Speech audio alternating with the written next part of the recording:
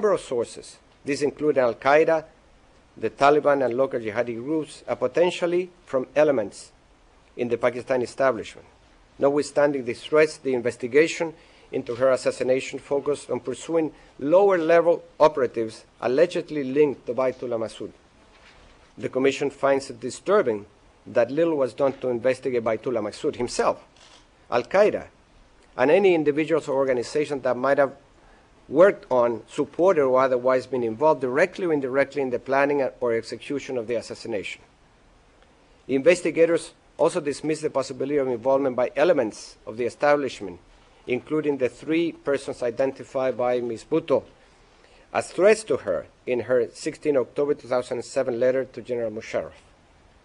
13, the investigation was severely hampered by intelligence agencies and other government officials, which impeded an unfettered search for the truth.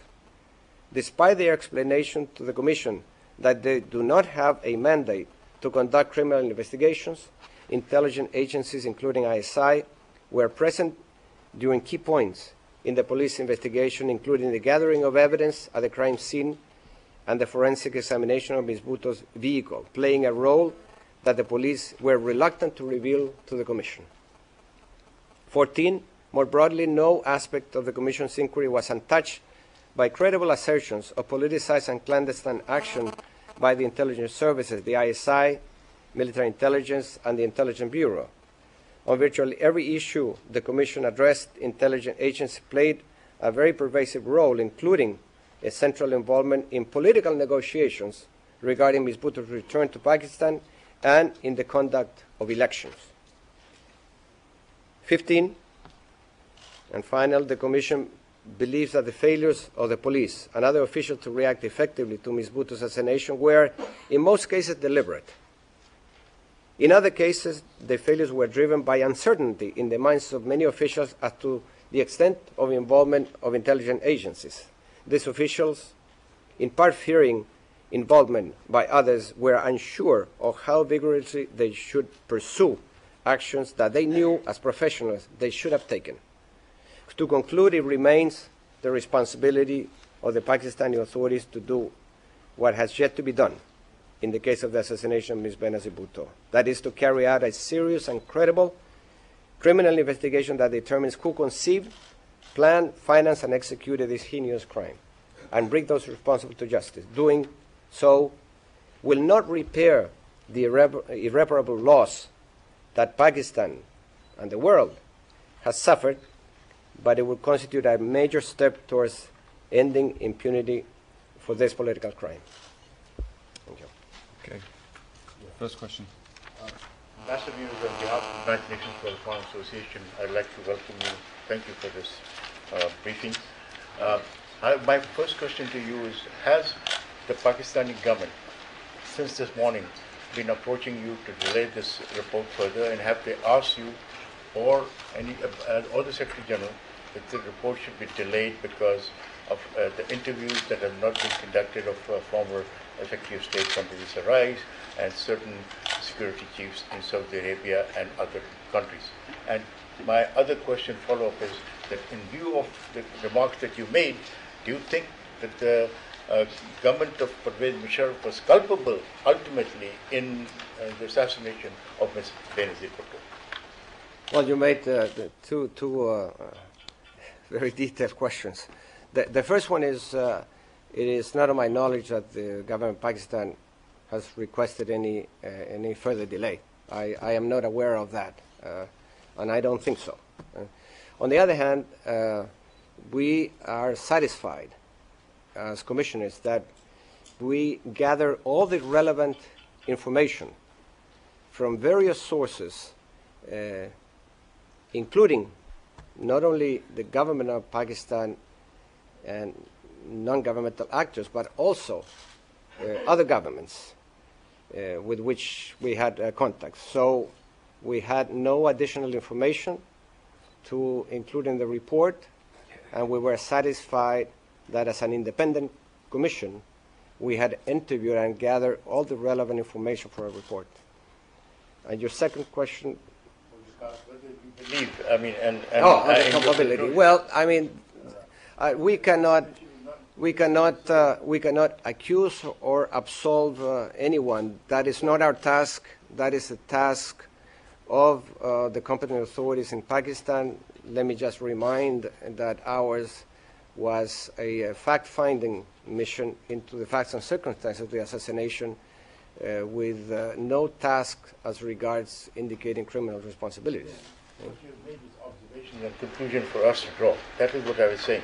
The conclusion for us to draw, that is this a form of government culpable? I think the report speaks for itself. When you read it, I think you will reach the conclusions that, as a reader, you may deem appropriate. Second question, Evelyn.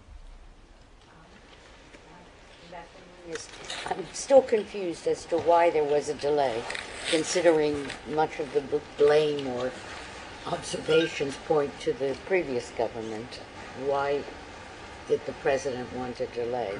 What is your feeling? Well, it is not for me to say why a request was made for the delay. What I can say is that we completed the report on 30th of March with all the information that we thought was relevant. After interviewing more than 250 people within and outside Pakistan. So we were satisfied that we had done our work. Next question here in the front row.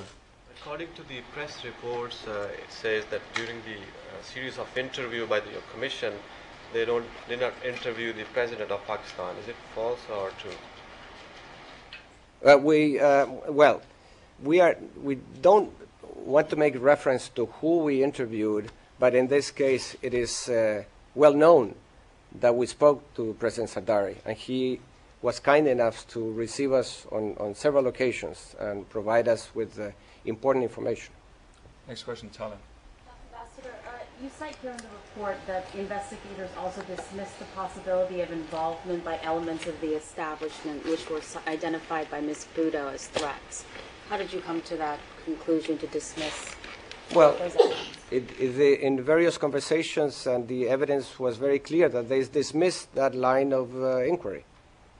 They simply thought that this was an issue of political enmity, and that did not have any basis for an actual inquiry on the part of the authorities at the time. Next question, Khalid. Yes, thank you, Mr. Ambassador. I just basically, if you're implying one way or the other that the previous government of President Musharraf did not do its best to investigate the case, what prevented the present government from conducting a proper investigation after Mr. Musharraf was exiled or arranged for a deal to go into exile? And my second question, you mentioned something about that the deal for Mr. and Mrs. Bhutto's return was arranged by the U.S. and Britain.